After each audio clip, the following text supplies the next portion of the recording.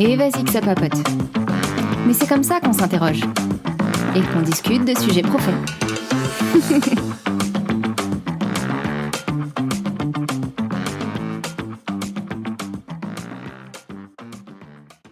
Et salut, c'est Géraldine, la responsable marketing de chez QuickMS. J'interromps Lina juste 30 secondes pour vous parler de nos 2 logiciels RH qui permettent de simplifier votre quotidien.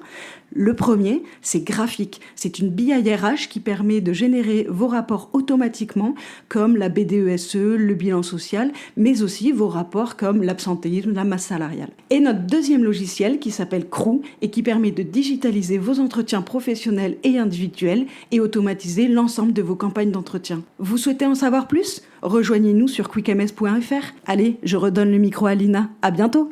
Tu m'entends toujours ? Oui. Donc là, tu passes ton bac après ? Ouais, c'est ça, en 2017, en 2018, du coup, je suis aux Europes.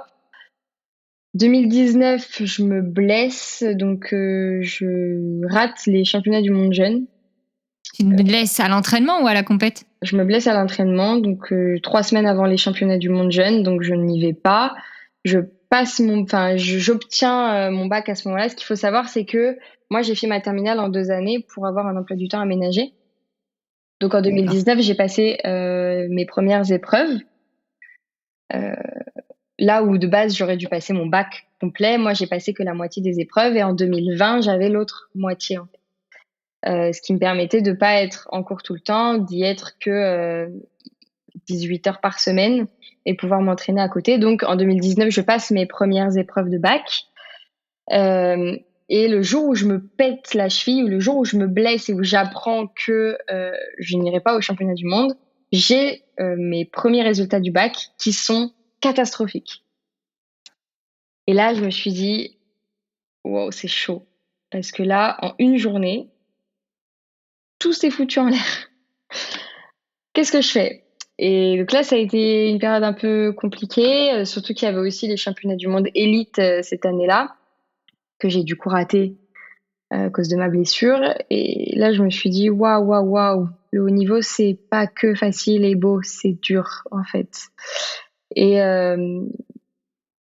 j'ai continué ma saison, j'ai fait autre chose, je me suis soignée, etc. Et 2020, je reviens en février 2020 en mode c'est bon, je suis plus blessée, bam, je fais championne de France sur 200 mètres en février, j'étais au taquet. En mars, on est confiné. Ah oui, c'est vrai. Et là, je me suis dit, c'est une blague, j'espère. Donc, on se retrouve confiné. C'est difficile, hein, quand on est sportif et qu'on s'entraîne tout le temps et qu'on court partout, d'être confiné. Bon, j'obtiens mon bac pendant le confinement. Parce que en moyenne générale, j'avais eu des super résultats, donc j'obtiens mon bac en 2020. Et le pôle où je m'entraînais ferme pendant le confinement. Ah oui, donc tu as accès à rien pour t'entraîner et te maintenir, en fait. Ouais, c'est ça, mais c'est surtout qu'il ferme définitivement. Il ne rouvrira pas. Il ne rouvrira pas. Mon coach est licencié et tout part en cacahuète. Mais pourquoi est-ce qu'ils l'ont fermé définitivement ? Vous avez une explication ? Oui. Est-ce que tu as le droit de le dire ? Parce que je te vois faire une tête. Franchement, des raisons compliquées. Ça s'est très mal terminé. Ok. Humainement parlant, et même en termes de juridiquement parlant, enfin tout ça, c'est très compliqué. Donc pendant le confinement, j'apprends que j'ai plus d'entraîneur, j'ai plus de pôle, et à la sortie du confinement, je me retrouve un peu seule. En mode, Quand t'es confiné dans l'internat ou t'es confiné chez tes parents ? Je suis chez mes parents. Ok. Je suis chez mes parents, tout est fermé, hein, l'internat est fermé, donc je suis chez mes parents. Et puis moi, c'était l'internat de mon lycée, hein, c'était pas un internat spécifique au sportif, c'était vraiment l'internat de mon lycée qui avait fait un lien avec le pôle où je m'entraînais, en fait. Donc j'étais chez mes parents et là je me suis dit ok, il y a une épidémie mondiale, j'ai plus de coach, qu'est-ce qui se passe qu'est-ce que je fais maintenant, je comprends rien, j'avais 19 ans, j'étais un peu perdue Et donc, je suis sortie du confinement et j'avais tout remis en question. Est-ce que je continue? Est-ce que j'arrête? Qu'est-ce que je fais, quoi? Qu'est-ce que je fais? Avec mon entraîneur de pôle, ça s'est vraiment très mal terminé et j'étais un peu dégoûtée aussi de mon sport. J'avais commencé le 400 mètres à l'époque, qui est ma discipline actuelle, et il m'en avait un peu dégoûtée aussi, donc j'avais pas trop C'est-à-dire, envie de... t'encourageais pas? Enfin, comment est-ce qu'on fait pour être dégoûté, en tout cas pour se faire dégoûter par une tierce personne? Bah, le 400 mètres, c'est une discipline très dure et c'est reconnu comme l'une des disciplines les plus difficiles de l'athlétisme. Et on peut vite s'en dégoûter parce que les séances d'entraînement sont vraiment ingrates, douloureuses, difficiles. Et si on nous amène pas bien sur cette discipline, on peut vite être dégoûté. Parce que ça demande vraiment de se mettre dans le rouge à chaque fois, de dépasser ses limites. Et c'est pas facile. C'est vraiment une discipline pas facile. Faut l'aimer profondément pour la courir. Et à l'époque, je l'aimais pas et on m'avait pas appris à l'aimer. Et donc juste, je subissais les entraînements, je subissais les courses. J'en avais vraiment très très peur. Et donc j'avais pas non plus très envie de continuer cette discipline. Donc vraiment, j'étais dans un état global où c'était compliqué, hein. Donc en fait, tu l'as pas choisi cette discipline, on t'y a amené, mais tu l'as pas choisi de base. Tu t'es pas dit bon bah j'ai fait le 200 mètres, maintenant je vais partir sur le 400. Non, c'est ton entraîneur qui t'a dit bon Alice, t'as fait le 200, maintenant on va tester le 400, c'est ça? Ouais, c'est ça. On m'a amené dessus. Et puis ce qu'il faut savoir, c'est qu'aux Jeux paralympiques, on n'a pas toutes les épreuves par discipline, par catégorie de handicap, pardon. Donc moi, dans ma catégorie de handicap aux Jeux, il n'y a pas de 200 mètres. J'ai 100 ou 400. Ah, d'accord. Et donc, malgré le fait qu'une de mes disciplines favorites soit le 200 mètres, aux Jeux, je n'en ai pas. Donc, je ne peux pas me préparer sur du 200. Donc, j'avais le choix entre 100 et 400. Et c'est vrai qu'au vu de ma morphologie, de mon gabarit et de ma façon de courir, c'est le 400 qui se rapproche plus de ce que je peux faire le mieux et de ce que je peux apprécier. Le 100 mètres, c'est chouette, mais j'ai pas assez de puissance et puis moi, je trouve ça trop court. Donc j'ai vite été amenée au 400 mètres aussi naturellement, mais mon coach m'a pas appris à aimer cette discipline. Et donc, fin 2020, j'avoue que c'était un peu compliqué. J'ai un peu tout remis en question et puis j'ai du coup cherché un nouvel entraîneur à Tours en me disant bon, il n'y en avait pas qu'un, il y en a d'autres. Je vais trouver un autre club, je trouve un autre entraîneur. Je veux pas déménager, je veux pas parce que j'avais enfin trouvé mes repères à Tours. J'étais bien.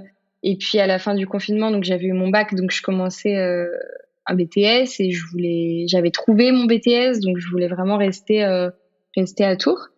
Donc T'as un BTS de quoi? Moi, j'ai fait un BTS communication en alternance. Donc j'ai travaillé pendant 3 ans du coup chez EDF parce qu'encore une fois, j'ai fait mon BTS en 3 ans pour avoir des horaires aménagés. Et donc voilà, j'avais trouvé mon patron, j'avais trouvé mon école, j'avais pas envie de bouger. J'avais mes amis, j'étais bien à ce niveau-là.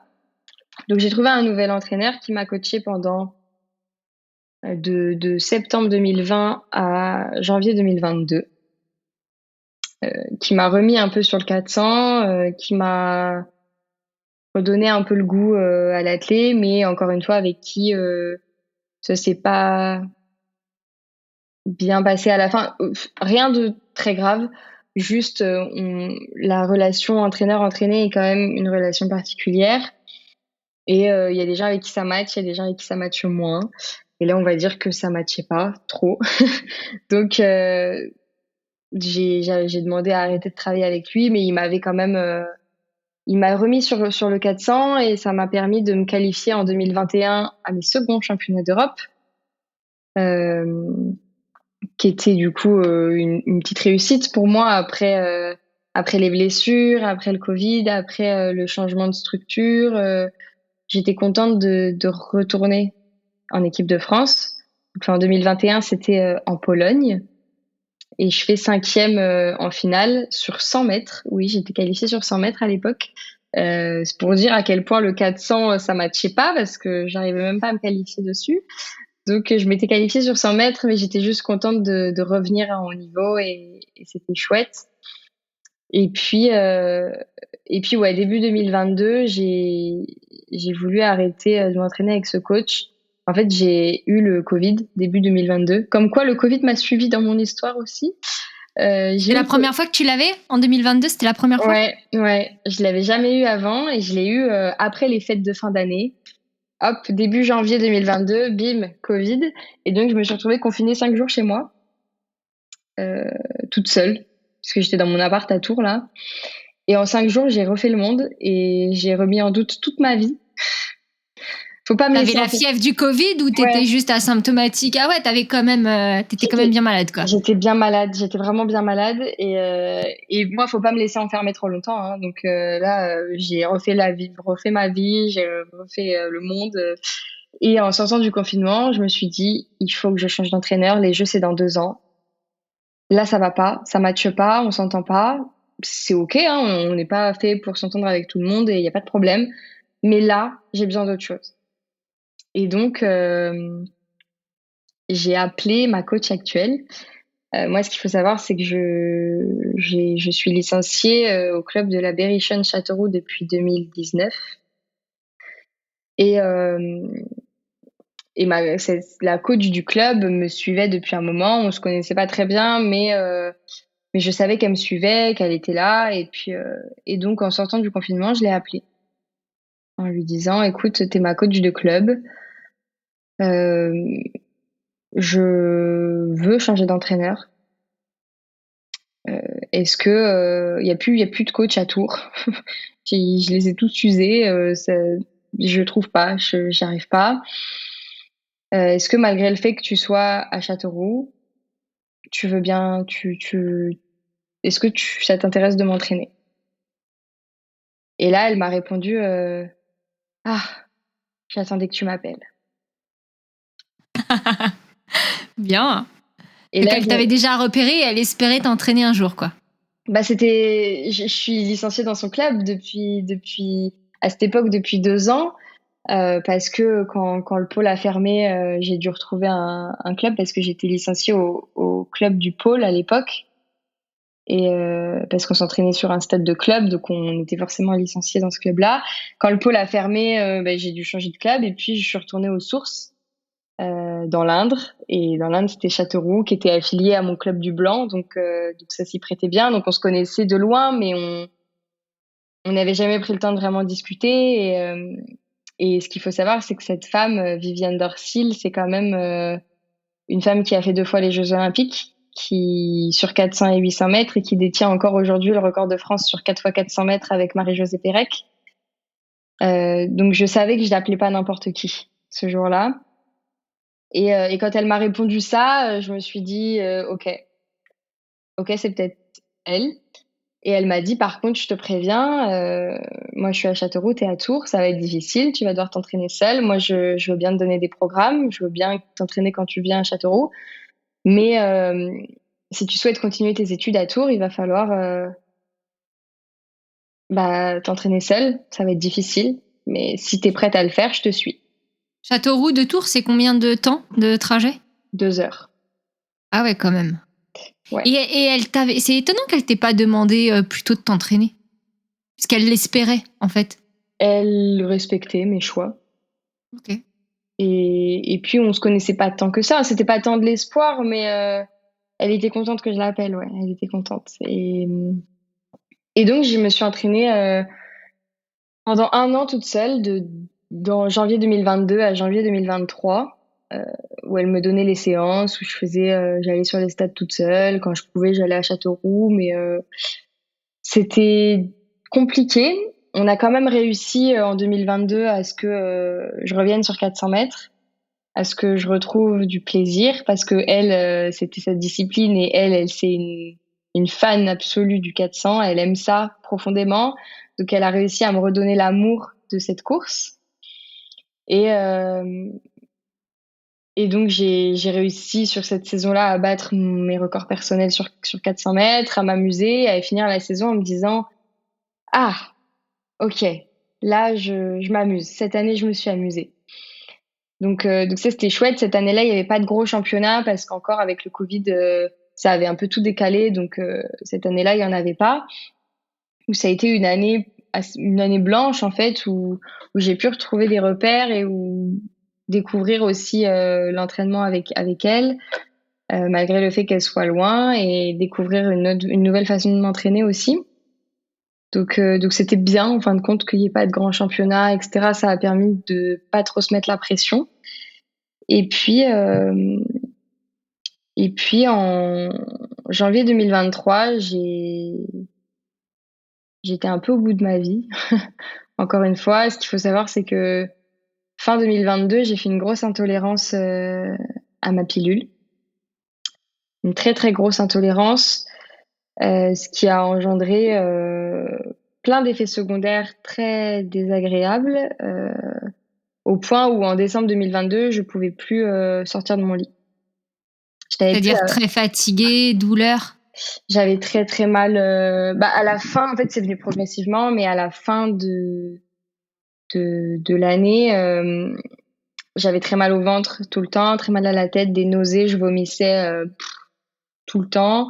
J'avais des vertiges tout le temps, j'avais très très mal aux muscles régulièrement, très mal à la tête. Le moindre effort physique, je tenais pas, c'est-à-dire qu'un footing, je tombais par terre.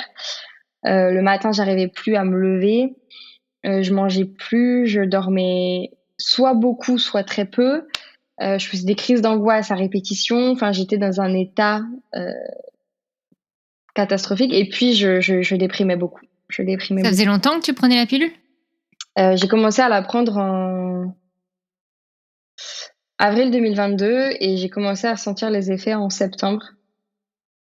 Ah ouais, en si peu de temps. Et Ouais. t'as compris tout de suite que c'était la pilule ou il a fallu quand même chercher pas mal de temps? Les premiers effets ont eu lieu en septembre, mais moi, je m'en suis rendu compte en janvier. Comment tu t'es rendu compte que c'était la pilule? Parce que moi, quand j'ai commencé à rejeter la mienne, j'ai pas capté que c'était ça. Mais en fait, c'était un moment donné où je suivais une créatrice de contenu qui parlait des effets secondaires de la pilule, en fait, et qui incitait à lire la notice. Et le jour où j'ai lu la notice de ma pilule, je me suis dit, ah bah je comprends mieux, en fait. Ouais, c'est ça. Et moi, j'ai mis du temps parce que les premiers symptômes ont commencé en septembre et je m'en suis rendu compte en janvier. Octobre, novembre, décembre. Donc j'ai mis 4 mois à capter et puis les médecins n'ont pas capté. Les médecins, t'as été les voir peut-être, ils n'ont pas capté. Non, ils captent pas. Plus ça allait, moins ça allait. Ouais. Et du coup, mes parents ont commencé à me dire, mais va faire des examens, va faire des prises de sang, des tests urinaires, enfin un truc. Sur les examens, tout allait bien. Les médecins me disaient, mais vous êtes en pleine forme, mademoiselle. Et je leur disais, mais non, je suis pas médecin, hein, mais je peux vous assurer que là, je suis pas en forme. Vraiment, je vais pas bien. Et en fait, moi, j'ai commencé à flipper quand ça a commencé à devenir psychologique et où je me reconnaissais plus psychologiquement. Moi, je suis quelqu'un d'assez optimiste dans la vie, je souris, je trouve toujours un moyen de trouver du positif dans quelque chose. Là, c'était plus le cas et je commençais à avoir des pensées très négatives, très sombres, et ça m'a fait flipper. Je faisais des crises d'angoisse, j'en étais dans des états où je ne comprenais même pas les raisons. Et en fait, ce qui m'a fait flipper, c'est que ma famille ne me reconnaissait pas. Et eux, ils pensaient que je leur mentais en leur disant pas la vérité, en disant mais en fait, tu ne peux pas aller si mal alors qu'il ne s'est rien passé dans ta vie. Et je leur disais mais si, je vais très mal, mais je n'ai pas de raison. Je ne sais pas pourquoi. Et ça a créé des quiproquos énormes parce qu'ils pensaient que je leur mentais ou je leur disais pas la vérité. Mes coachs, eux, ils comprenaient pas parce qu'ils se disaient mais tu ne tiens plus le moindre effort. J'allais à l'entraînement en pleurant, je revenais en pleurant, j'arrivais plus à m'entraîner. Donc toute la fin 2022, impossible de s'entraîner. Donc j'ai été en arrêt. Mon médecin me disait non, tu vas super bien. Je disais, ok, si vous voulez. Donc ça a été. Et puis je me blessais beaucoup parce que du coup j'avais de grosses douleurs musculaires et ma kiné me disait mais je ne comprends pas. Je n'ai pas de raison à donner, je ne comprends pas. Donc, mon préparateur mental a commencé à me dire je peux plus rien faire pour t'aider, je va falloir aller voir un psychiatre, je vais t'envoyer vers des confrères. Et là, je me suis dit, mais c'est quand même, enfin, c'est fou ce qui se passe. Et un jour, j'ai appelé ma mère en sortant de l'entraînement, je l'ai appelée en appel à l'aide, en fait. Et ce jour-là, je lui ai dit, écoute, je n'en peux plus. Là, va falloir m'aider parce que je ne sais plus qui je suis et je vais faire une connerie, en fait. Donc, help, aidez-moi. T'as pensé à mettre fin à tes jours ? Et j'en étais pas là parce que, en fait, ce qui me faisait tenir, c'est ma famille. Où je me disais, je peux pas faire ça pour eux. Mais j'en étais dans un état psychologique où il y avait plus rien qui me faisait être heureuse. Donc, c'était dur. Et j'aurais pas été jusque là. Mais je me faisais flipper, en fait. Je me faisais flipper. Et donc un jour, j'ai parlé, en fait. Je leur ai dit là, faites-moi confiance, je ne vous ai jamais menti, mais là, va falloir m'aider aujourd'hui. Il s'est rien passé dans ma vie, mais il va falloir m'aider. Et un jour, ma mère m'a dit, écoute, écris-moi sur un papier tous les symptômes que tu as, tout ce que tu ressens depuis le début, et écris-le sur un papier, et une fois que tu auras tout écrit, on réfléchit. J'ai tout écrit. Elle a lu, elle a cherché. Et c'est elle, en fait, qui m'a dit, putain, ça ressemble à un truc hormonal. Elle a été sur Internet. Elle a tapé le nom de ma pilule. Et en fait, on a retrouvé la même liste dans les effets secondaires. La même liste que moi, je venais d'écrire sur un papier. C'était là. Le seul effet secondaire que je n'ai pas fait, c'est infarctus. Ah, la vache!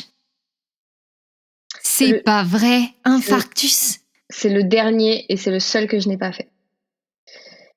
Et là, quand ma mère a lu ça, elle est partie dans un état. Elle m'a dit, Alice, tu arrêtes tout de suite. Tu appelles ton gynéco et tu y vas demain matin. Et même s'il n'a pas de rendez-vous à te donner, tu y vas, en fait. Tu vas le voir. Et c'est ce que j'ai fait. Le lendemain, j'ai appelé le secrétariat où j'ai dit à la fille, il faut que je le voie en urgence. À sa secrétaire, elle m'a dit pour quelle raison. Je lui ai expliqué en 2 minutes. Elle m'a dit, OK, vous venez dans 1 heure. Il m'a vu, il m'a dit, ouais, bah, cherchez pas plus loin, c'est ça, en fait, arrêtez tout de suite. On arrête tout. Vous faites une cure là, sans hormones pendant un petit moment, stop. Et c'était ça, parce que du moment où j'ai arrêté, ça a changé ma vie. Et lui, il était un peu embêté parce que moi, à la base, je prenais la pilule pour le sport, pour pouvoir maîtriser les périodes où j'ai mes règles, pouvoir maîtriser mes cycles. Pas que mes règles tombent pendant une période de grosse compétition. Enfin, c'est aussi pour ça que je prenais la pilule. Et là, il m'a dit, mais du coup, vous voulez faire comment ? Parce que si on vous enlève la pilule, vous pourrez plus rien maîtriser. On fait quoi ? Et je lui ai dit, bah, soit on teste une autre pilule, soit, je sais pas, c'est vous le professionnel finalement. Donc, il m'a fait tester une pilule pour les femmes qui ont de l'endométriose, donc début 2023. Et il m'a dit, on teste 1 mois. En 3 semaines, vous saurez. Si vous voyez pas d'effet, vous me rappelez. Je lui ai dit, ah, vous inquiétez pas. Maintenant, votre numéro, il est dans mes favoris. Je vous rappelle. Hein, pas de problème. J'ai testé pendant 3 semaines la nouvelle pilule. Ça n'a rien changé. J'avais juste le côté psychologique qui s'était calmé parce que je savais que c'était ça, le problème. Et du coup, ça m'a rassurée d'un côté où je me suis dit, en fait, c'est pas toi qui es folle, c'est pas toi qui es dépressive, c'est les hormones, en fait, qui font ça sur toi. Donc déjà, ça m'avait rassurée. Entre les 2 pilules, t'as fait un arrêt de combien de temps ? Quelques jours. Ah ouais, mais c'est pas... Parce qu'en fait, pour évacuer les effets de la pilule, je sais pas si tu le sais, mais faut minimum 3 à 6 mois. Ouais. Et il y en a, c'est plus tu l'as prise tôt, enfin jeune, et longtemps, plus genre tu vas sur 1 an et demi pour certaines femmes. Bah, genre moi, quand je l'ai arrêté, au bout de 3 mois, j'ai récupéré mes vraies règles. Mais pour tout évacuer, il m'a fallu 6 mois. Et je l'ai prise tard. Donc en fait, c'est un peu ça qui est... Voilà. Mais tu vois, j'aurais pensé, parce que peut-être qu'en prenant la 2e pilule, t'avais peut-être encore des effets de la première. Tu vois ce que je veux dire ? Parce que ton corps, il avait encore les traces de la première pilule. Oui, oui, je pense. Après, le truc, c'est que j'entrais sur une période de compétition et moi, je prenais la pilule en continu. J'avais plus du tout mes règles. Et pendant les compétitions, vous êtes tout à faire ça, à vouloir prendre la pilule en continu pour pouvoir gérer vos... Enfin, parce que je comprends, hein, je sais que quand on a ses règles, on est fatigué, le corps il répond pas du tout de la même manière qu'en temps normal. Mais du coup, vous êtes beaucoup de sportives à faire ça? Oui, on est beaucoup à faire ça. Ah ouais? Et moi, maintenant, ça me révolte. On n'est pas du tout suivi. Ah bah déjà, Je- quand en normal, dans notre quotidien, on n'est pas suivi sur ça. Non. Alors en Et sport, enfin, c'est chaud. les sportives, on a un bilan fédéral tous les ans. À aucun moment, ils nous disent d'aller chez le gynéco. À aucun moment. Et moi, maintenant, avec du recul, là, avec ce qui s'est passé, ça me révolte. En fait, je me dis, mais, enfin, c'est hallucinant comment les hormones peuvent faire du mal à une femme. Et personne nous dit rien, personne nous conseille d'aller checker, personne. Ok, très bien. Donc si nous, Mais à aucun moment, on se dit que c'est ça. À partir du moment où, à 16 ans, on est capable de te donner la pilule parce que t'as de l'acné, ou, enfin, tu vois, moi, ah non, mais quand on ne t'explique pas les effets secondaires de la pilule, le jour où tu les as, tu peux chercher partout, tu ne trouveras jamais. Tu ne vas jamais aller chercher dans ce truc-là. Et moi, mon Et moi, gynéco, si j'avais eu les effets secondaires, peut-être. Alors, moi, j'avais des règles hyper douloureuses, mais genre à tomber par terre. Et c'est toujours le cas, tu vois. Mais donc, quand je l'ai prise, ça m'a libérée. C'est-à-dire que pendant 10 ans, j'ai eu une vie normale. Aujourd'hui, j'ai une vie beaucoup moins normale, forcément, puisque j'ai arrêté. Mais je pense que si jamais on m'avait dit dès le départ, voici les risques de la prise de la pilule, j'aurais peut-être cherché autre chose. Et puis c'est surtout que j'aurais pas mis 6 mois, je crois que c'est 8 mois que j'ai mis à trouver d'où venaient mes douleurs, d'où venaient... et j'étais comme toi au niveau mental, alors j'avais pas des pensées sombres, mais j'étais déphasée. C'est-à-dire que je ressentais ni peine, ni bonheur. J'étais spectatrice de ma vie. Je te jure, je me reconnaissais pas. C'est ça, on se reconnaît pas, c'est terrible. Et donc, vous n'avez pas de suivi. C'est-à-dire que quand vous faites les tests, on ne vous dit pas quel médicament vous prenez, quel type de pilule vous prenez. On ne vous pose pas ce genre de questions. Vous n'avez pas ce suivi-là au niveau... On va nous dire, est-ce que tu prends la pilule? Oui. Ça va? Oui. Ok, super. Ah. Voilà. Bon bah, tout va bien alors. Moi, c'était ça. On me disait, ça va, elle te convient? Bah, vu que je n'avais aucune notion que c'était ça le problème, je disais, bah oui, ça va. J'ai plus mes règles, je suis bien, moi. C'est absurde. Et mon gynéco, quand je suis retournée le voir en lui disant, il m'a dit, mais vous avez ça depuis combien de temps? Et je lui ai dit, ça fait 4-5 mois. Il m'a dit, mais vous pouvez pas venir me voir avant? Et je lui ai dit, mais en fait, autant vous dire, merci monsieur, mais si j'avais une conscience avant, bien sûr que je serais venue vous voir avant. Mais en fait, comment voulez-vous que je le sache, hein? Puis les notices, c'est un écrit petit. Donc même moi, je peux même pas les lire. En plus. Donc finalement, et donc quand il m'a prescrit la pilule contre l'endométriose, au bout de 3 semaines, je lui ai dit, écoutez, en fait, ça va pas mieux. En fait, là, j'en ai marre. On fait autre chose. C'est bon. La pilule, ça y est, ça m'a saoulée. Stop. Et il m'a dit à ce moment-là, écoutez, je suis un petit peu embêtée parce que vous avez repris les compétitions. Vous avez des compétitions jusqu'à la fin. Ça, c'était début 2023. On était en février. Il m'a dit, vous avez des compétitions jusqu'à quand cette année? Je lui dis, bah, jusqu'en juillet. Il me dit, ah, ça fait long. Il me dit, bah, je peux vous proposer un truc, c'est de mettre un stérilet. Peut-être que ça va vous calmer, mais la réaction du corps, je peux pas la maîtriser, et si ça vous va pas, ça peut vous poser problème pour vos compétitions. Donc, je dis, écoutez, à partir du moment où ça me soulage, on y va. Je m'en fous, on y va. Ça te soulage dans le sens parce que t'as des règles douloureuses, c'est ça? Non, dans le sens où ça me soulage là hormonalement, ou dans le sens où, venez, si ça arrête tout ce que je subis là depuis des mois, moi j'y vais. Hein. Si vous me dites que je vais aller mieux, j'y vais en fait, c'est tout ça. Et donc je me suis fait poser un stérilet en février. Ça a changé ma vie. Depuis, je suis redevenue Alice. Mais il a fallu, ce qui est affolant, c'est que moi ça a été très vite. C'est qu'en 2 semaines, j'ai retrouvé la Alice d'avant. que je connais de moi, en fait, la vraie Alice. J'avais plus mal nulle part. J'ai retrouvé ma joie de vivre. Le sommeil, la nourriture. J'ai pu retourner à l'entraînement. J'étais soulagée. Mais du coup, tu peux pas contrôler tes cycles, c'est-à-dire qu'ils sont automatiques. C'est-à-dire que le stérilet, t'as des cycles, quoi. C'était le problème. C'est pour ça que j'ai pris un stérilet hormonal. Ce mot m'a fait très très peur. Quand il m'a dit hormonal, je dis non, me parlez plus d'hormones, j'en veux plus. Et il m'a dit non, c'est bon, c'est en localisé, ça, c'est pas du tout la même chose. Donc j'ai un stérilet hormonal qui fait que je n'ai pas mes règles. Encore une fois, pour Jamais, en continu. Ok. Mais ça a quand même changé ma vie là. C'est moi en fait. Là, ça y est, c'est moi. Les hormones n'ont plus d'impact sur tout le reste de mon corps et de ma vie. Donc c'est génial et c'est pour ça aussi que pour en refaire un lien avec le sport, fin 2022, moi je suis au bout du rouleau et j'ai appelé ma coach en lui disant je n'arrive plus à m'entraîner toute seule, c'est trop dur, j'en peux plus. Le 400 mètres c'est vraiment difficile.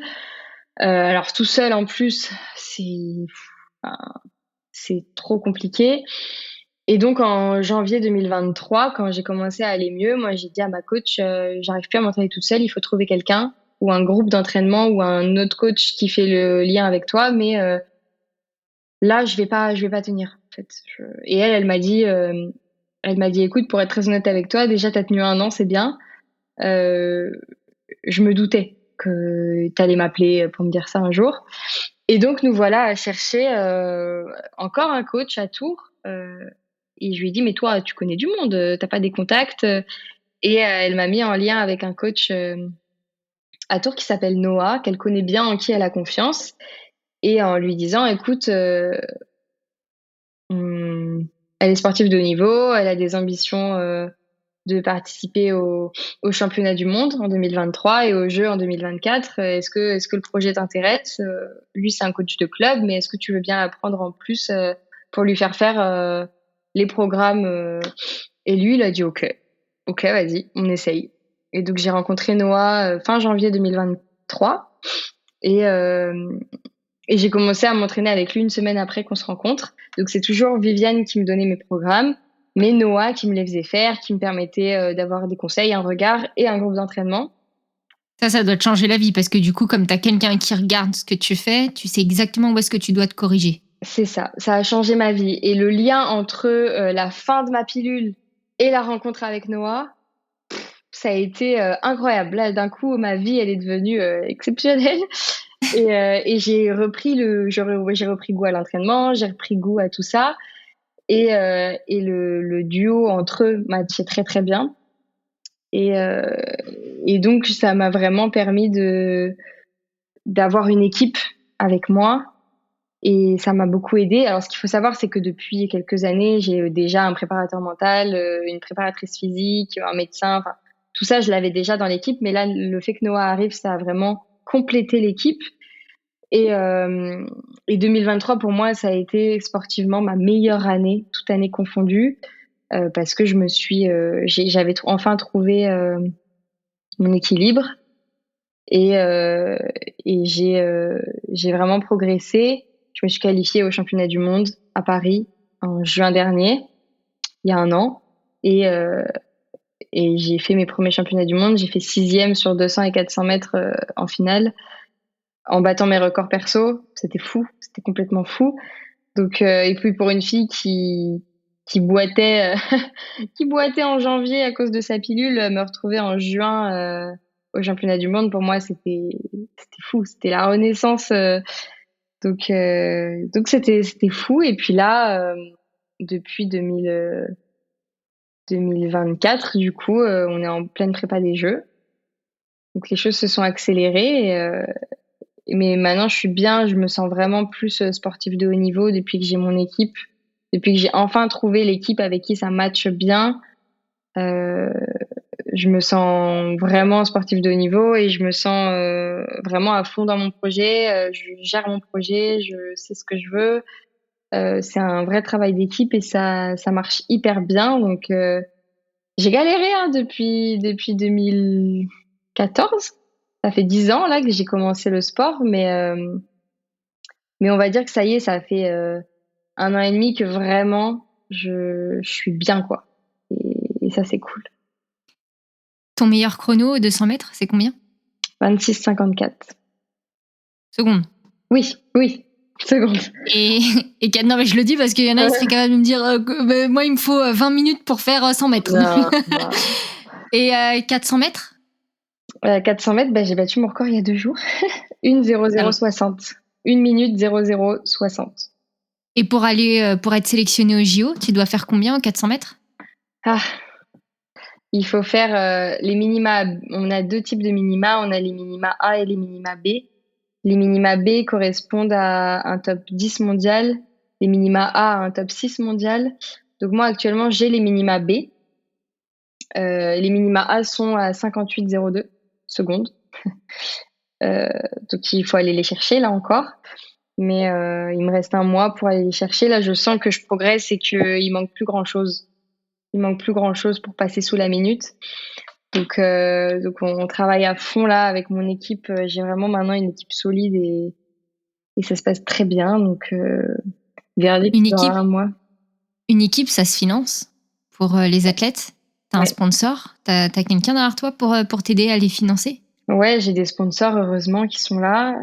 J'ai plusieurs sponsors dont Banque Populaire. AXA aussi, et puis j'ai Eau-Thermale qui est une marque de produits cosmétiques qu'on vend en parapharmacie. Et maintenant, j'ai depuis peu Jolt, qui est une marque de produits de récupération musculaire. Donc j'ai ces 4-là, et puis après j'ai la région, le département qui m'aide aussi. Et heureusement, c'est ce qui me permet de financer mes équipes, mon préparateur mental, mes déplacements aussi, les déplacements de mes coachs quand ils me suivent. Enfin, ça permet de financer toute la prépa, toute la saison. Donc ouais, heureusement qu'ils sont là. Après, je travaille à côté parce que j'ai eu mon BTS entre-temps. Il y a 1 an, j'ai eu mon BTS et maintenant je travaille en tant que chargée de communication chez Hervé Thermique. C'est une boîte de chauffage, clim, maintenance, qui a un gros service communication à Tours, au siège social, et on gère toute la France et l'étranger. Donc il y a du travail. Moi, je m'éclate dans ce que je fais. J'ai eu la chance d'aimer mes études tout de suite et d'aimer mon travail tout de suite. Donc je travaille à mi-temps en parallèle du sport, pour avoir le temps de m'entraîner et aussi pour gagner des sous et vivre. Faut bien faut parler français, faut vivre, j'ai besoin de gagner ma vie. Donc ça, plus mes sponsors, j'arrive à gérer. Mais ouais, heureusement qu'ils sont là. Le budget alloué au sport par an, tu le connais ou pas? À peu près combien? Enfin, si tu peux nous le dire. Mais juste histoire que les gens aient une image de combien ça coûte. Ça dépend de plein de choses. C'est dû à peu près, mais on dépense beaucoup, que ce soit... Après, moi, je paye mes équipes, je paye tous les déplacements en compétition, les hôtels, la bouffe, tout ça. Je paye aussi les fringues, les vêtements de sport. J'ai pas d'équipementier actuellement, donc et puis on les use vachement, les chaussures, les vêtements à s'en servir tous les jours, on les use beaucoup. Donc il y a énormément de frais même qu'on n'imagine pas. Franchement, donner un prix là comme ça de tête, je voudrais pas dire de bêtises en fait. C'est surtout ça, c'est pas une question de je veux pas le dire, c'est que je voudrais pas dire de bêtises. Mais c'est des sommes assez dingues, franchement. Ça rapporte de gagner des médailles? Non. Donc on est vraiment genre juste là pour le plaisir, quoi. Ça rapporte, les médailles aux Jeux rapportent. Mais pour avoir des médailles aux Jeux, il faut payer avant. Ouais. Dans tous les sens du terme. C'est pas très rentable. On fait pas ça pour être riche. C'est pas très rentable parce que je suis même pas sûre que la médaille, elle rembourse même pas les 4 années de prépa. Donc non, c'est pas dingue. Faut pas faire ça pour gagner de l'argent. Faut faire ça par passion. C'est vraiment, si j'ai un conseil à donner, si on veut être riche, faut pas faire ça. Faites autre chose. Parce que faut faire ça par passion, faut faire ça parce qu'on aime ça. Et puis, il faut se débrouiller pour pouvoir le faire sans se mettre dans la galère, quoi. Mais non, on le fait pas pour l'argent. Ton quotidien, je sais que tu travailles le matin dans ton rôle de chargé de com et que l'après-midi, tu pars à l'entraînement. Mais ta vie au quotidien, est-ce que tu arrives quand même à avoir des temps avec tes amis ou est-ce que c'est quand même pas mal sacrifié par le sport, par les temps de repos, par tes obligations professionnelles, par aussi un peu de ta famille parce que j'imagine quand même que ta famille, faut bien leur accorder du temps. Ça se passe comment au niveau des relations dans ta vie privée? C'est pas toujours facile, on va pas se mentir. J'avoue que actuellement, la priorité, c'est le sport. Et c'est pas toujours facile à gérer parce que les gens comprennent pas forcément. Et puis même pour moi, en fait, je suis quelqu'un qui a beaucoup besoin de mes proches dans ma vie. Je suis très famille, je suis très proche de mes amis, mais j'ai pas de temps à leur accorder. Donc c'est compliqué. Après, dès que j'ai un peu de temps, j'essaye de le donner à mes amis, à ma famille. J'ai la chance aussi d'avoir des amis qui comprennent pas forcément, mais qui respectent mes décisions, qui savent que j'ai une vie bien prise et qui m'en tiennent pas rigueur. Donc à chaque fois que j'ai un peu de temps pour voir mes amis, on profite du moment sans se dire ah là là, ça fait longtemps qu'on s'est pas vu, t'es jamais dispo. Elles me font pas de réflexion comme ça. Elles sont vraiment plus dans ok là on a un peu de temps pour se voir, on en profite et c'est cool. Donc ça, c'est bien. Ma famille, c'est pareil. Dès qu'on peut, on se voit. Et franchement, dès que j'ai du temps libre, c'est mes proches ma priorité. Parce que moi, j'ai besoin d'un équilibre. Et moi, mon équilibre, il se fait à partir de 3 choses. Ma vie professionnelle, ma vie sportive et ma vie privée. Et si un des 3 piliers tient pas, moi, ça va pas. Donc, je fais vraiment attention à ça. Mais c'est sûr que quand il y a des concessions à faire, le premier truc qui est mis de côté, c'est les relations, quoi. Donc, il y a des périodes où je le vis pas trop mal. Il y a des périodes où c'est plus difficile et où je me sens un peu plus seule. Mais en même temps, je me vois pas tout arrêter là, sportivement parlant. Donc, c'est pas toujours simple. On va pas se mentir. C'est pas toujours simple, même je sais que c'est une question qui se pose aussi, pour avoir un petit copain ou quoi, c'est sûr que c'est possible, heureusement. Mais, euh, mais en termes de temps à consacrer à l'autre, c'est sûr que c'est limité et du coup, je peux comprendre que ce soit pas hyper simple de vivre avec moi, quoi.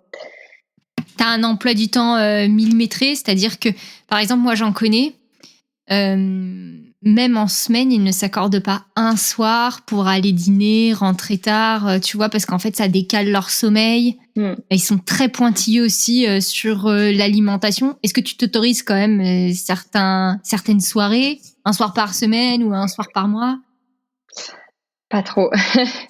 Pas trop. Trop. La semaine, déjà, c'est mort. Je sors pas la semaine. C'est impossible pour moi. J'y arrive pas en termes de fatigue, en termes de gestion. Je n'y arrive pas. Et les week-ends, si je m'autorise une petite sortie, c'est vraiment pas tard. Enfin, je suis pas une grosse fêtarde. Je fais pas ça. Je fais attention à ce que je mange aussi. Donc, même quand je suis pas chez moi, je fais un peu ma relou à faire attention. En fait, j'essaie de mettre toutes les chances de mon côté cette année, même les années passées, hein, pour le sport. Donc non, je m'autorise pas grand chose. En fait, je m'autorise quand je suis en vacances et que j'ai plus de compète et j'ai 3 semaines par an où c'est la fête et où je suis en vacances et où je fais ce que je veux. Donc là, par contre, là, je profite. Mais mais sinon, le reste de l'année, je fais hyper gaffe. Donc c'est sûr que si toutes mes potes vont se voir en disant ouais, soirée ce soir, machin et tout, et que moi j'ai entraînement le lendemain matin, c'est non. C'est non. Je ne sors pas et je vous verrai un autre jour. Et donc des fois c'est hyper frustrant, hein. Des fois je vais me coucher avec la boule au ventre en me disant punaise, mes copines elles me manquent, ou punaise je suis en train de rater plein de moments incroyables. Mais c'est comme ça et là actuellement on est sur une grosse période de compétition. Tous les week-ends je suis en compète et en même temps c'est les week-ends où il commence à faire beau, ça va être la fête de la musique, c'est des trucs sympas et moi je suis là, non j'ai compète, non je m'entraîne. Donc c'est sûr que des fois c'est c'est frustrant. Après, je me dis que je commence souvent mes saisons sportives en me disant que je vais les finir en ayant zéro regret et c'est ma manière à moi d'avoir zéro regret. Donc en disant que j'ai mis toutes les chances de mon côté. Donc voilà, après encore une fois, j'ai des proches qui me soutiennent et qui comprennent entre guillemets mes choix. Donc ça va, mais c'est sûr que par moment, même en termes de nourriture, hein, il y a des moments où j'ai grave envie de manger n'importe quoi et où je dois rester raisonnable et disciplinée. Et le fait de t'interdire, ça te frustre pas plus du coup? Est-ce que ça te... Enfin, tu vois, je crois que c'était Marie-Amélie Le Fur qui disait ça. Elle a fait 2 JO. Donc, il y en a un pour lequel on voyait sa tête, elle était vraiment fermée, vraiment sévère.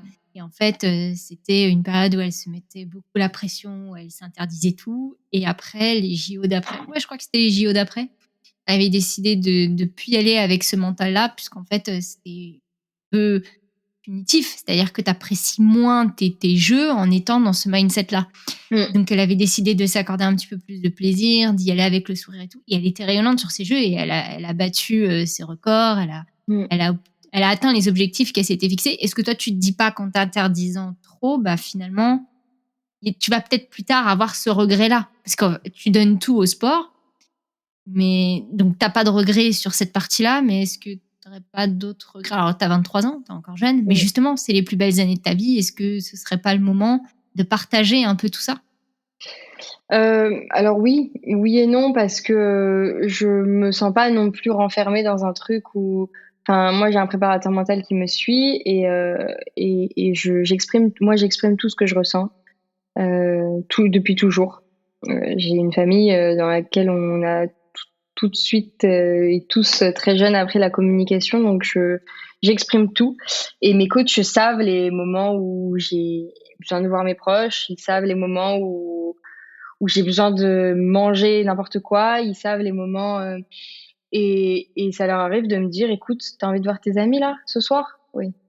Et si tu le fais pas, tu vas cogiter toute la nuit? Oui.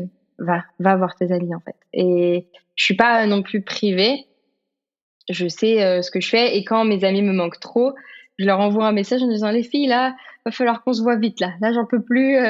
Donc je fais quand même attention à mon état psychologique, c'est hyper important pour moi de faire attention à ça. Je pense que ça fait 50% du boulot. On a beau s'entraîner comme des fous, être le plus fort sur la piste, si mentalement on va pas bien, on sera pas les plus forts. Donc ça, j'y fais hyper attention et j'ai conscience de ça. Après, c'est aussi, enfin, il y a des moments où je fais pas ça toute l'année. C'est-à-dire que par exemple la nourriture, je fais hyper attention sur les périodes de compétition. Donc ça va être 2-3 mois où je fais hyper gaffe. Le reste de l'année, si ça fait 2 semaines que j'ai fait attention à ce que je mange, je me dis que c'est pas un petit cheat meal qui va tout ruiner. Enfin, j'ai aussi conscience de ça et je suis pas carré.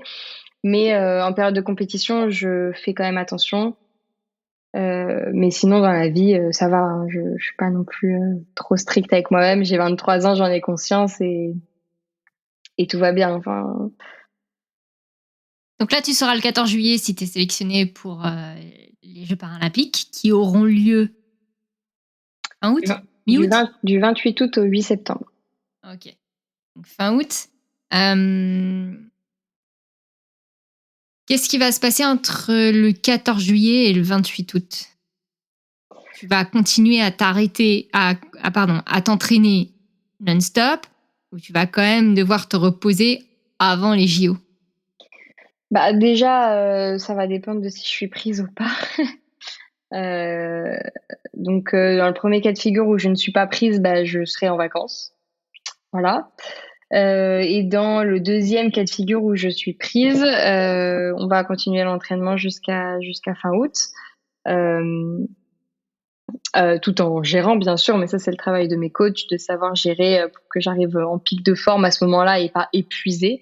Mais ça je leur fais entièrement confiance. On va continuer de s'entraîner, hein, de peaufiner tout ce qu'on peut peaufiner et pour être en forme le jour J. Donc voilà, ça en fait, mon été va être déterminé mi-juillet en fait. Avant ça, je ne sais pas, j'ai pas prévu de vacances. En espérant partir au jeu, peut-être que j'aurai le temps de partir en vacances, donc on verra. J'espère me qualifier, j'en sais rien du tout. J'avoue que j'en sais Comment rien. ça se passe quand t'as pas envie? C'est-à-dire quand tu te dis, punaise, aujourd'hui, j'ai pas envie d'aller courir. Surtout, je pense, en hiver, quand il fait moche, qu'il fait froid, tu vois, enfin, on a tous des périodes comme ça, surtout quand on a nos règles. Mm. Surtout quand on a nos règles, il y a des matins où on n'a pas envie de se lever. Mais quand t'as pas envie d'aller à l'entraînement, comment ça se passe? Alors déjà, faut se dire que c'est normal de certains jours ne pas avoir envie d'aller s'entraîner, c'est tout à fait normal. Même quand on est sportif de haut niveau, il y a pas de tabou avec ça. Nous aussi, ça nous arrive par moment de se dire ah, pourquoi je fais ça? Franchement, il pleut, il fait froid. Je sais que je vais faire une séance où je vais finir à avoir mal, à pleurer. Pourquoi? Franchement. C'est vrai, la question se pose. Donc, c'est OK de pas avoir envie d'aller s'entraîner. Par contre, pour moi, le sportif de haut niveau, c'est le sportif qui est discipliné. Et celui qui réussit, c'est celui qui est discipliné. Et donc, il faut se forcer. Et puis, moi, ce que je fais souvent pour me booster et me donner envie, c'est de me rappeler pourquoi je le fais et l'objectif. Et, euh, et quand je me rappelle l'objectif, je me dis ok, c'est bon, on y va. Après, il y a aussi le groupe d'entraînement qui peut nous donner envie d'y aller. Moi, je sais que j'ai un bon groupe maintenant et que des fois, même les jours où j'ai pas envie, juste de me dire que je vais voir mes potes sur la piste et qu'on va rigoler, bah, ça me motive. Il faut trouver des motivations. Mais ouais, non, le sport de haut niveau, ça demande beaucoup de discipline, ça demande beaucoup de rigueur et donc même quand on n'a pas envie, il faut y aller. Et au final, on est toujours content d'y avoir été. Mais bien sûr qu'il y a des jours où c'est un peu compliqué. Mais après, l'hiver, il y a aussi des périodes où on est très fatigué et où il faut savoir faire la part des choses entre j'ai pas envie parce que j'ai la flemme et aujourd'hui, je suis vraiment fatiguée et il faut que je fasse une petite pause. Et ça, les coachs, ils le savent, ils le voient et c'est aussi eux des fois qui nous disent vas-y, c'est bon, ce soir, repos, on fera mieux demain. Faut savoir doser ça aussi. Mais si c'est juste de la flemme, faut se faire violence. Tu t'entraînes beaucoup durant les week-ends? Je m'entraîne toute la semaine sauf le dimanche. Ok. Ah ouais. Donc 6 jours sur 7. C'est ça. Et le dimanche, c'est le jour off où souvent je fais une petite grasse mat. Et puis après, je fais ce que j'ai pas le temps de faire le reste de la semaine. Soit je me repose, soit c'est le moment justement où je vois mes proches. Voilà, ça dépend. C'est un week-end très court. Hein. Un jour, le dimanche, c'est Ouais, un week-end très court. un jour et demi parce que je fais en sorte de m'entraîner le samedi matin. Comme ça, je gagne un après-midi de repos. Ton objectif aujourd'hui, concrètement, c'est quoi? Mon objectif là, à très très très court terme, du coup, ce serait de me qualifier au jeu. J'espère y arriver. Je sais pas si j'y arriverai, mais du moins j'espère. Et puis après Paris 2024, tout ne s'arrête pas et heureusement, c'est pas parce que les Jeux chez nous seront passés que tout va s'arrêter. L'année prochaine, on a des championnats du monde. Dans 2 ans, on a les championnats d'Europe et puis dans 4 ans, on a de nouveau les Jeux à Los Angeles. Donc les objectifs, c'est ça, clairement. En 2026, du coup, au championnat d'Europe, j'espère, j'ai pour ambition un podium quand même. Ça y est, à un moment donné, on va arrêter d'avoir que des ambitions de sélection. Maintenant, on va ambitionner des podiums. Donc voilà, il y a plein de belles choses encore qui arrivent. J'ai que 23 ans. Là, je suis en plein apprentissage aussi de mon sport, du haut niveau.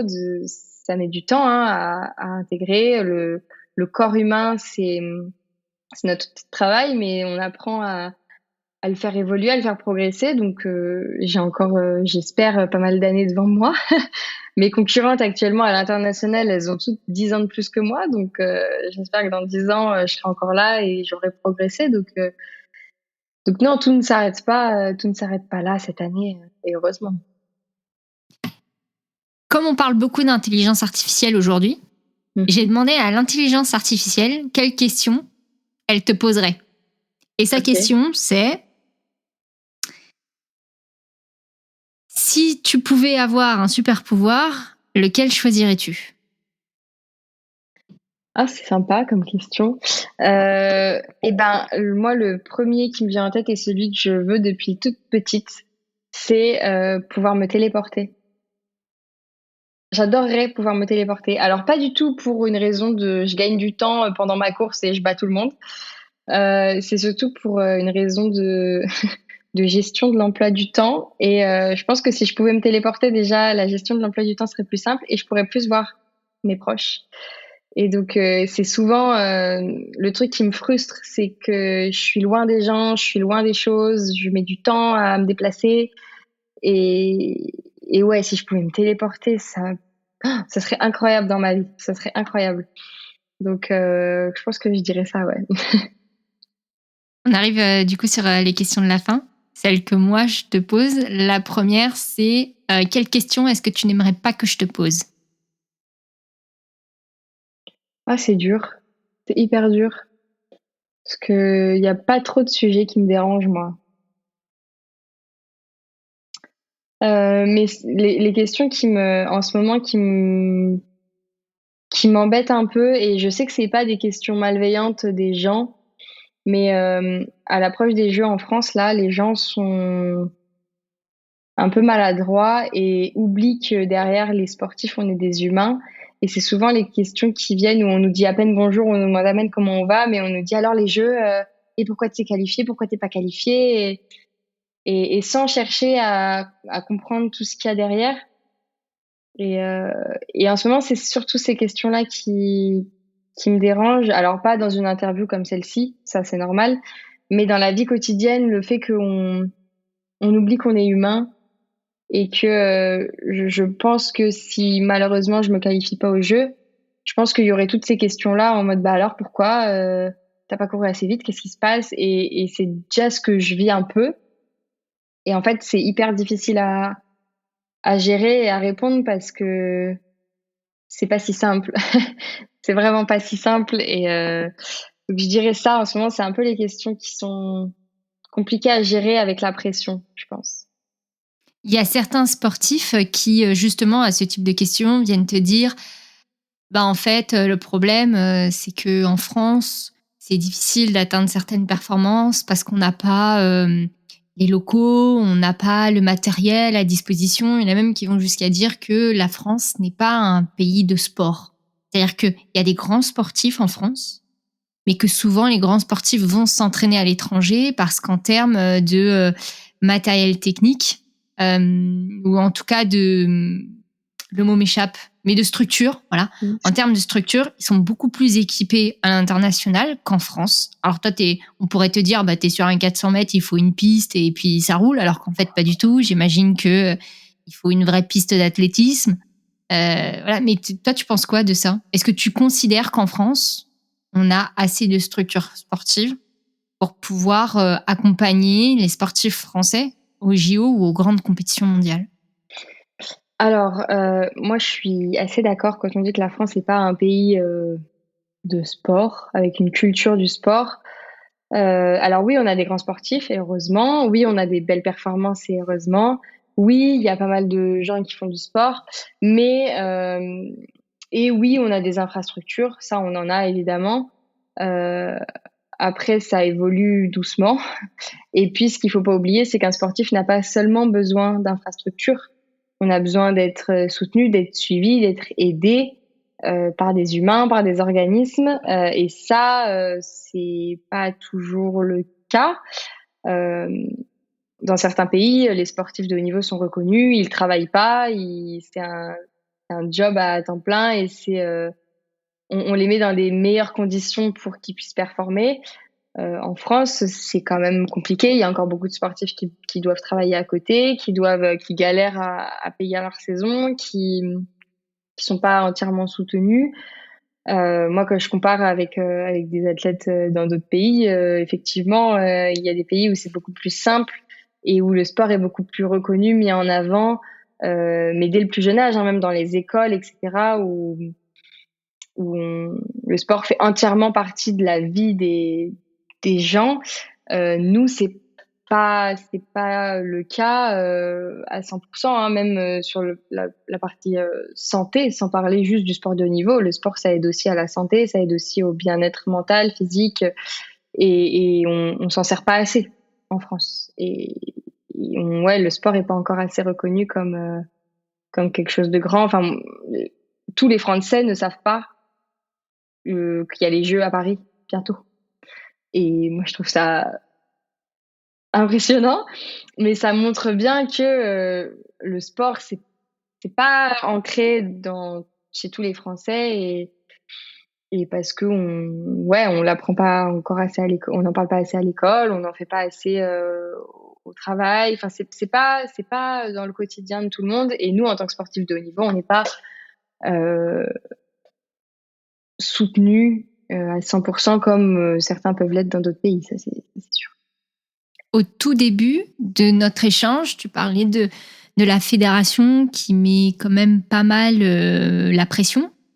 Moi, j'associe beaucoup, en tout cas, la santé physique et la santé mentale. Est-ce qu'il y a une conscience que la santé mentale a tout aussi sa place, voire plus sa place que la santé physique pour les sportifs de haut niveau, tu vois? Parce que moi, je pense que sans le mental, tu peux avoir un corps, tu peux avoir des capacités énormes. Sans le mental, Ouais, je suis entièrement d'accord. Moi, je pense que le mental fait beaucoup de travail dans une préparation et dans des performances sportives. Enfin, sans le mental, on peut pas, hein, on peut pas suivre, ou alors ça dure pas. On en parle de plus en plus dans le sport de haut niveau, et ça, c'est chouette. C'était tabou, c'était très tabou avant. Maintenant, on en parle. Il y a beaucoup plus de personnes qui en parlent, qui disent qu'elles se font suivre. Moi, je me fais suivre depuis 2021, une époque où ça allait pas trop. Et j'ai vraiment vu une réelle différence depuis que je suis suivie mentalement, sur ma gestion de la pression, sur ma gestion des échéances, sur mes émotions aussi, enfin sur plein de choses. Ça m'aide vachement, et il y a de plus en plus d'athlètes qui se font aider, qui se font suivre, et c'est super chouette parce que effectivement la compétition engendre de la pression. Alors après, le stress, c'est pas que négatif, hein. Faut pas non plus voir que du mal là-dedans, mais il faut pouvoir savoir le gérer pour que justement ce stress soit positif. Moi, j'essaye d'en parler aussi pas mal autour de moi, pour que les gens aient conscience de ça, parce que je pense que il n'y a pas que dans le sport de haut niveau qu'on a besoin d'être suivi mentalement. Je pense que dans la vie quotidienne, on a tous à un moment dû se confronter à quelque chose où on aurait bien aimé avoir quelqu'un qui nous aide psychologiquement à savoir comment gérer, à savoir comment se comporter. Et il n'y a pas que dans le sport, au travail aussi, dans une vie d'entreprise, etc. C'est important aussi. On a tous des petits défis dans la vie, on a tous des petits combats, et ça peut tous nous aider en fait. Donc moi, j'essaye d'en parler vachement autour de moi. Ça vient, on en parle de plus en plus, quoi. Mais vous en parlez entre sportifs? Entre sportifs, vous échangez un peu vos expériences, vous vous posez des questions, vous essayez un peu quand même, bien que vous soyez en compétition, ça vous arrive d'en parler entre vous quand même? Ouais, bien sûr, ça arrive d'en parler, heureusement. Après, on n'est pas tous en concurrence, hein. Enfin, moi, j'ai plus d'amis que de concurrentes en équipe de France. Et oui, on en parle. Et puis moi, j'aime bien toujours parler de ça, parce que ça rassure aussi de voir que on n'est pas tout seul à galérer, à stresser, et qu'on est tous dans le même cas en fait, et qu'on se fait aider, qu'on se fait suivre, on se donne des conseils, on se dit comment nous on fonctionne. Ça dépend aussi de chacun. On a tous des caractères différents, des comportements différents, et on voit qu'en fonction des personnes, on réagit pas de la même façon, et on n'a pas besoin des mêmes choses. Mais c'est intéressant d'en parler entre nous. Et oui, on le fait dès qu'on peut. Ou moi, je sais que quand j'ai un doute, une question, j'hésite pas à aller en parler aux membres de l'équipe, en fait, de l'équipe de France. Bien sûr, à ceux avec qui je suis le plus proche, mais pour avoir des avis, des retours, des expériences, c'est important. J'ai toujours une deuxième question, un peu signature du podcast, qui est l'inverse de celle que je t'ai posée tout à l'heure. Quelle question est-ce que tu aurais aimé que je te pose? Ah, c'est dur aussi. Je sais pas. Peut-être une question liée. Moi, j'aime bien les questions liées à l'envers du décor, un peu sans parler de sport, mais j'aime bien la question sur comment on gère la vie privée, comment on gère la relation avec ses proches. J'aime bien ce genre de questions. Et ou sinon peut-être comment vivent mes proches, comment eux ils peuvent vivre ça aussi. Et tu sais comment ils le vivent? Ils t'en parlent de temps en temps? Ouais, bien sûr. Bah, globalement, ils sont fiers. Après, c'est sûr que par moments, ils comprennent pas. Par moments, ils ont plus la boule au ventre que moi. Par moments, en fait, ils vivent les émotions comme moi, assez fort. Moi, j'ai des parents et une fratrie qui est hyper présente et qui vient souvent dans les stades. Et si je suis pas bien, ils sont pas bien. Si je réussis, ils fondent dans larmes. Ils sont comme des dingues. Donc pour eux aussi, c'est fort en fait, parce que bien sûr, je suis leur petite sœur ou leur fille mais je pense que, enfin, des fois, je sais pas s'ils ont conscience de tout. Je sais qu'au championnat du monde, par exemple, quand je me suis qualifiée, toute ma famille était en larmes. Et puis après, ils venaient me voir au championnat du monde. Ils étaient dans les tribunes et ils en revenaient pas, quoi. Ils en revenaient pas. Donc, quand ils m'ont vu dans leur télé, ils en reviennent. Enfin, pour eux, c'est fou. Donc, ils vivent le truc intensément avec moi et ça, j'ai beaucoup de chance là-dessus. Parce que pour eux, ils voient Alice, ils voient pas la sportive. Ils sont fiers de moi quand ça marche, mais quand ça marche pas, il n'y a pas de jugement. Ils sont juste là et ils me soutiennent, ils me rattrapent en plein vol quand ça va pas trop.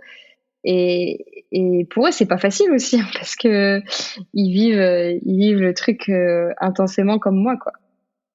Et tes amis aussi font la distinction entre Alice et la sportive? Ouais, mes amis, ils voient Alice. Et c'est très bien comme ça. Et je pense que c'est, c'est justement parce qu'ils voient Alice que c'est mes amis.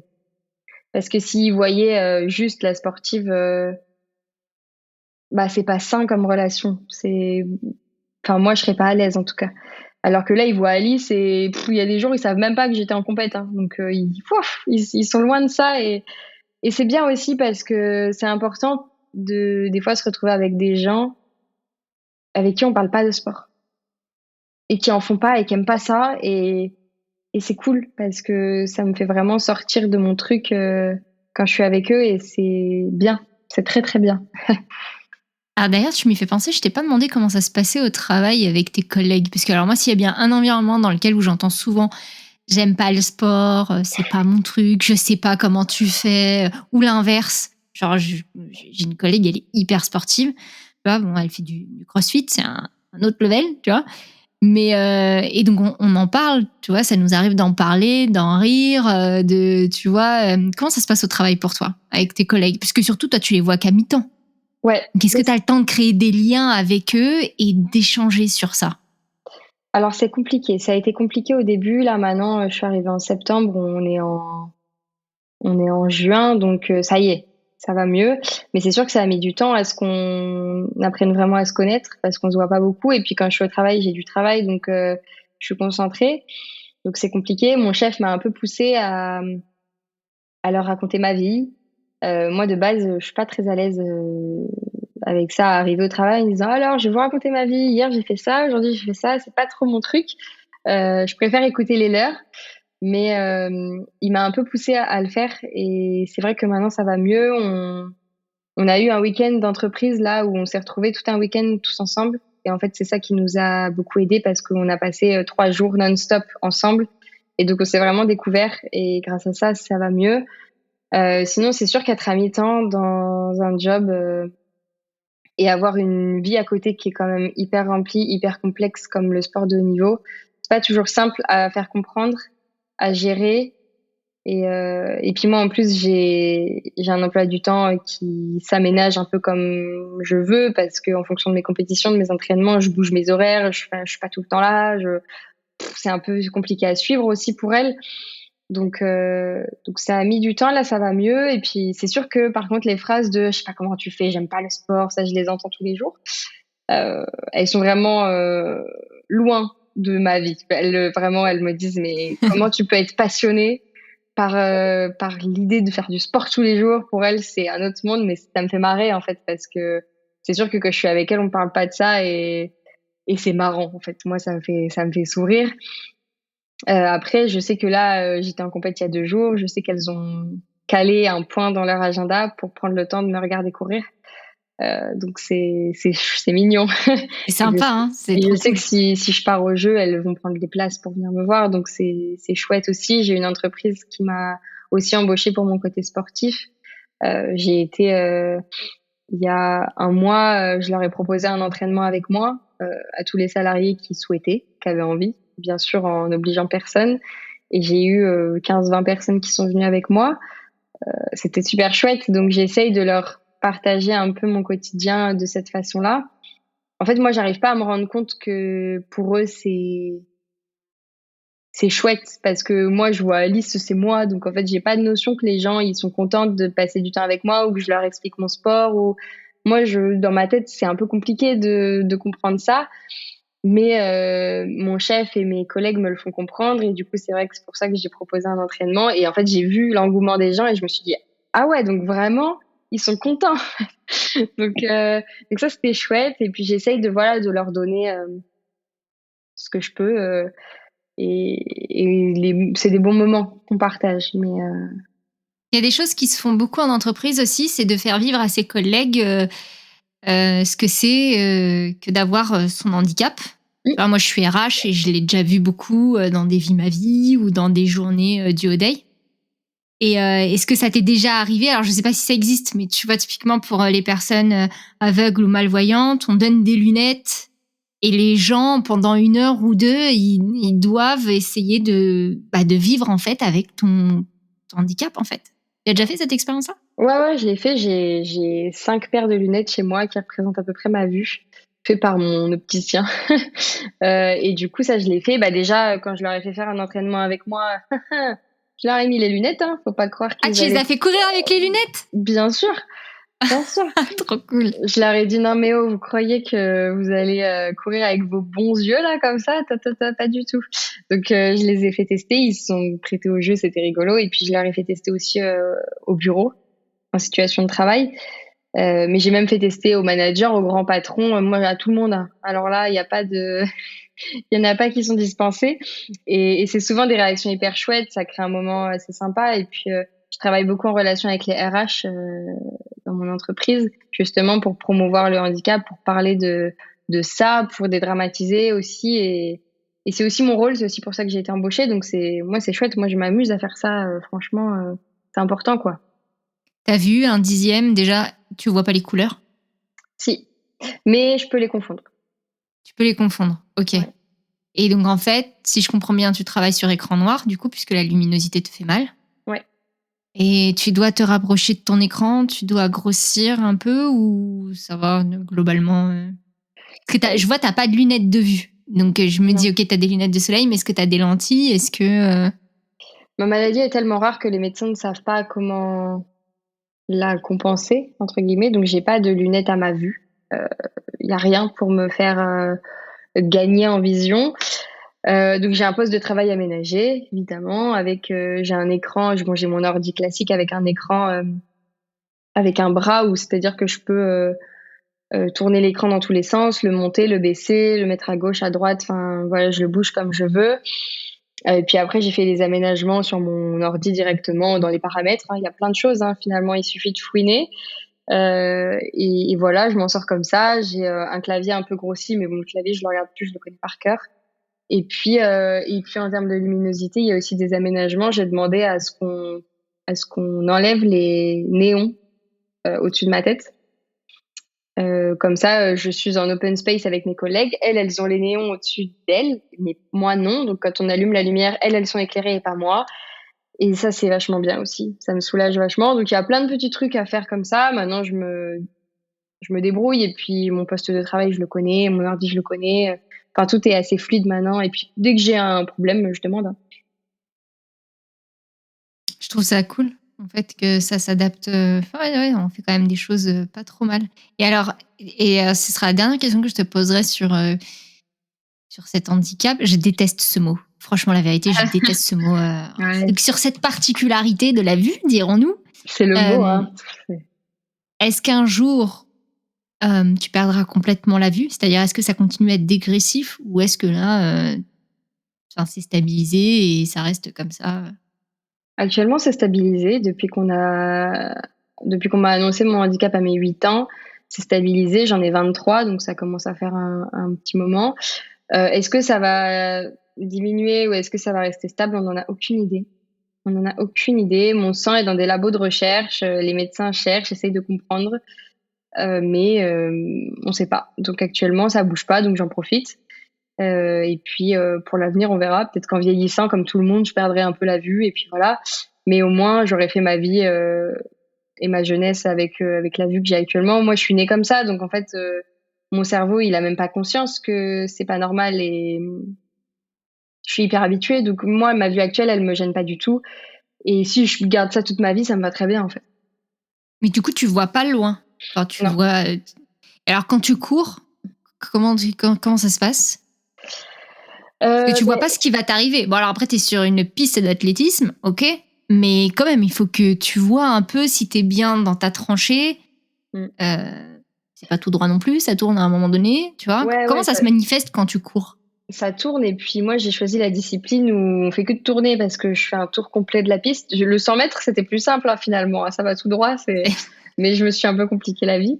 La piste je la connais par cœur, c'est le cerveau est bien fait et le cerveau est un très bon ami quand on s'en sert bien. Donc lui il a conscience de des distances, du temps.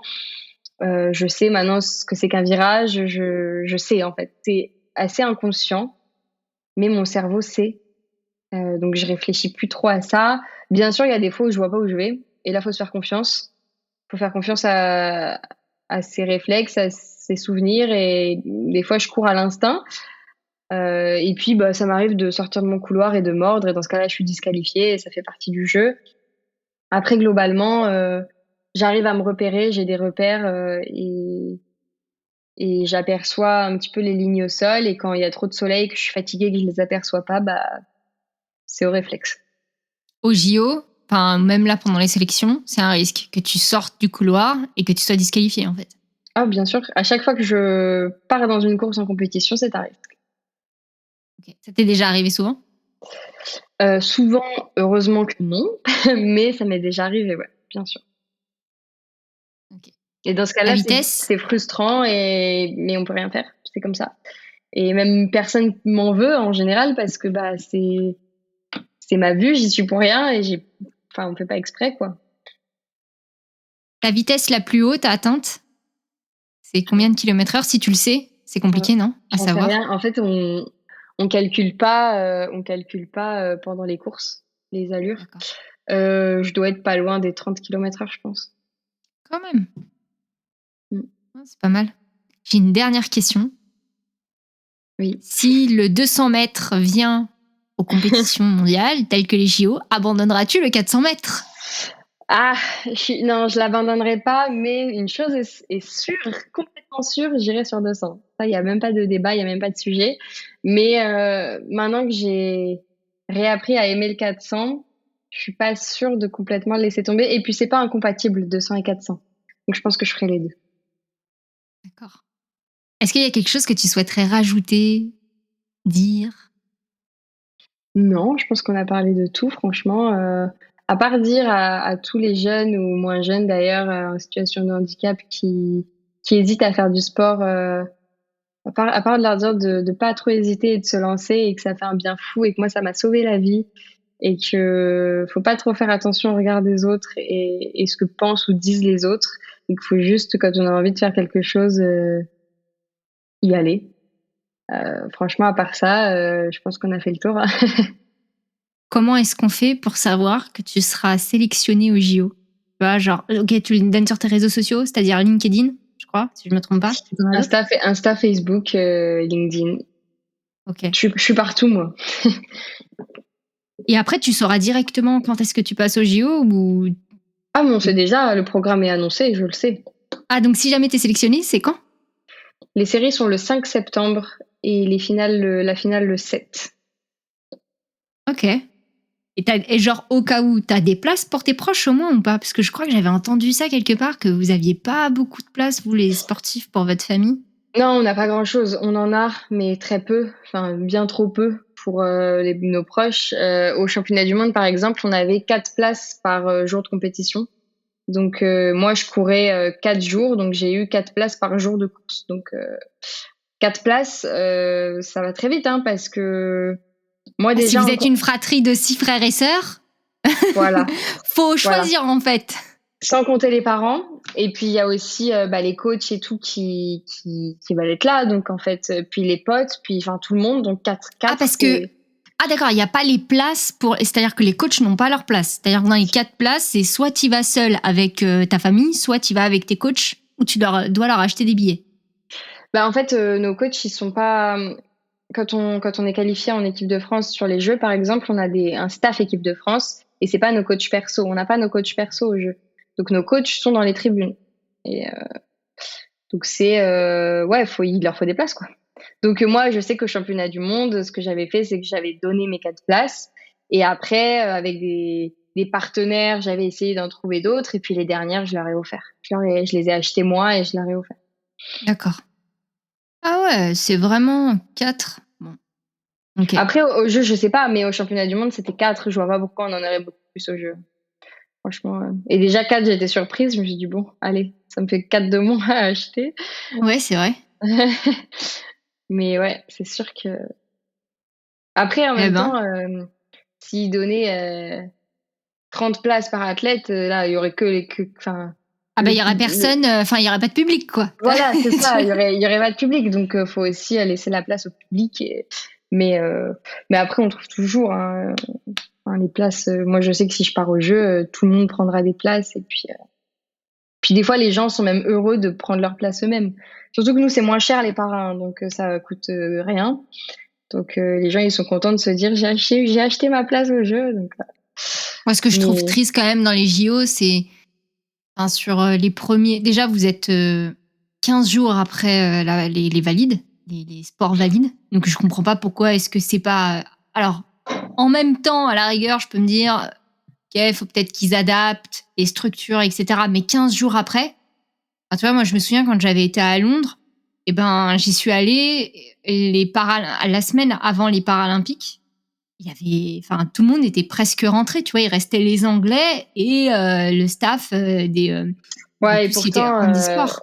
les stades para aux Jeux de Londres étaient pleins. Oui, mais moi je trouve ça dommage de laisser 15 jours entre les deux. Je comprends pas pourquoi est-ce qu'ils les collent pas. Je pense que c'est surtout une question d'organisation. Je pense qu'on se rend pas compte de l'ampleur du truc et il faut couper un moment pour tout réorganiser et 2 semaines pour tout gérer. Je pense que c'est pas de trop. Et du coup, tu penses que mixer les deux, ce serait pas possible? Non. Pourquoi? Ce serait déjà en termes d'organisation, c'est hyper difficile et même en termes de reconnaissance, en fait, si on passerait au second plan, en fait, on serait invisible, nous. Si on Ah ouais? était, ah bah, on parle de. Parce que il y en a qui pensent que justement le fait que vous soyez après 15 jours, en fait, vous êtes relégué un peu au second plan. Mais après, si toi tu me dis que finalement ça favorise votre visibilité, c'est tant mieux. Mais tu Moi, vois, ça permet aussi de différencier un peu, même si on fait les mêmes sports, etc.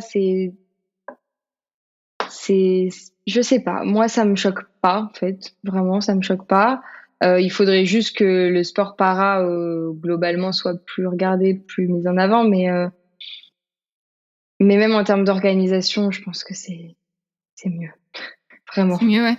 C'est déjà un sacré bazar, donc c'est mieux. Et puis même en termes du nombre d'athlètes, c'est qu'il faut aussi pouvoir loger, gérer tout le monde. C'est pas rien, hein. D'ailleurs, je sais pas du tout. Alors là, ça montre à quel point je suis vraiment une inculte sur le sujet. il y a moins de sportifs handisport au para que aux jeux. Oui. Ouais, beaucoup moins, ouais. Oui, on est moins. Et heureusement, hein, ça veut aussi dire qu'il y a moins de personnes en situation de handicap, mais on est moins, ouais, ça c'est sûr. Ok. Et ben franchement, je vais me noter dans mon agenda pour le 14 juillet. Je sais que je vais t'envoyer un message. Je sais, franchement. Tu les as quand, tes résultats? Genre en fin de journée? Non, je crois que c'est le 15, parce que le 14, c'est la compète et il se regroupe le 15. On saura le 15 ou le 16 juillet. Ok, alors pour pas trop te harceler, je t'envoie le 16. Sinon, Je j'irai sais. fouiller dans tes réseaux sociaux. Oui, voilà, ce sera dit. Si c'est bon, ce sera dit le jour J parce que je serai trop surexcitée. Si c'est moins bon, j'aurai peut-être quelques temps de. Va falloir que je digère. Mais avant de faire un post sur les réseaux, je vais souffler. Mais donc si c'est bon, normalement, enfin, le post va suivre assez vite. Mais Franchement, j'espère trop que tu vas passer. En plus, Ben, si tu me dis que c'est ta meilleure année en performance sportive, que tu bats tes records et tout, franchement. Ouais, mais tout dépend pas que de ça et ceux qui décident, ils sont hyper exigeants. Donc on verra. Puis on n'a pas beaucoup de place pour la France non plus, donc on verra. Et encore moins pour les femmes. Donc on verra. Ah ouais? Parce qu'il y a une. Maintenant, doit y avoir une mixité parfaite normalement, non? Doit y pas avoir le même nombre de femmes que d'hommes dans les catégories? Normalement. Ah ouais? On verra. On espère qu'il y ait parité au jeu. On verra. Bon, après, avec Marie-Amélie Le Fur, franchement, je pense que ça doit évoluer, ça. Oui, ça évolue, mais bon, encore une fois, est-ce qu'on aura la parité? Je ne sais pas. Ok. J'espère, j'y compte un peu, mais je compte un peu là-dessus. Mais bon. Ok. On verra. Franchement, je croise les doigts. Franchement, je te jure, je croise les doigts. C'est très gentil. Eh ben, merci, Alice.